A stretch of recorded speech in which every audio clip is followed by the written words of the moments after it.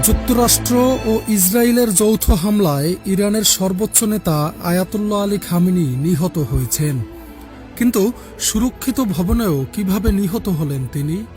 দুটি মার্কিন সূত্রের বরাত দিয়ে বার্তা সংস্থা রয়টার্সের প্রতিবেদনে বলা হয়, শনিবার ভোরে ইরানে ইসরায়েল ও যুক্তরাষ্ট্রের যৌথ হামলা চালানোর সময় ইরানের সর্বোচ্চ নেতা খামেনি শীর্ষ উপদেষ্টাদের সঙ্গে বৈঠক করছিলেন। ইসরায়েলি কর্মকর্তারা জানিয়েছেন, হামলায় খামেনি ও তার শীর্ষ সহযোগীরা নিহত হয়েছেন। তাদের মধ্যে ছিলেন সাবেক ন্যাশনাল সিকিউরিটি কাউন্সিল সচিব আলী শামখানি ও ইসলামিক রেভলিউশনারি গার্ড কর্পসের কমান্ডার মোহাম্মদ বাকপর। ইরানি সূত্র রয়টার্সকে জানিয়েছে, হামলার ঠিক আগে শামখানি ও সুপ্রিম ন্যাশনাল সিকিউরিটি কাউন্সিল সচিব আলী লারিজানির সঙ্গে খামেনি একটি সুরক্ষিত স্থানে বৈঠক করছিলেন।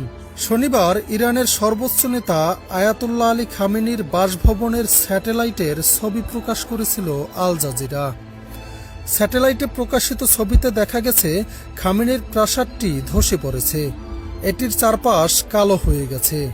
এতে বোঝা যাচ্ছে সেখানে বড় ধরনের বিস্ফোরণ ঘটানো হয়েছিল।